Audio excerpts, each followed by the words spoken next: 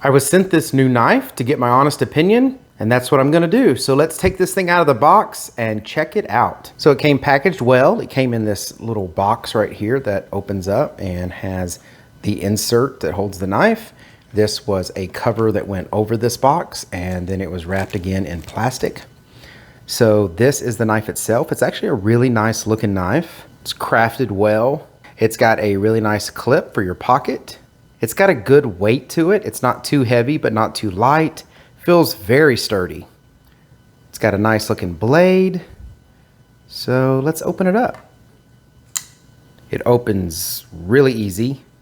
It locks in place well. It's got a standard thumb lock here, and then you can just use your finger. There is a thumb tab right here, so when you unlock it, you can use your thumb to pull that down if you want.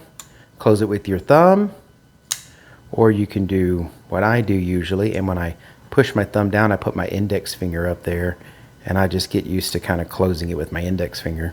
But yeah, this is a nice quality looking and feeling knife. Let's see how well it cuts. My knives typically are used to cut things like this.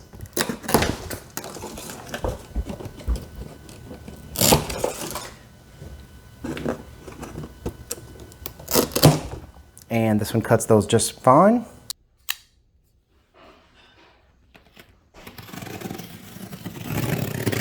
So I've been using this KEXMO knife here for about a week, full time as my main carry knife. And I do have to say, honest opinion, I've been very happy with it. It's just got a really nice build quality, and it cuts everything that I've wanted it to cut with no problem, and it still feels like it's as sharp as it was when I got it. It's still very sharp. I don't want to cut my finger off with this thing, so I got to be careful.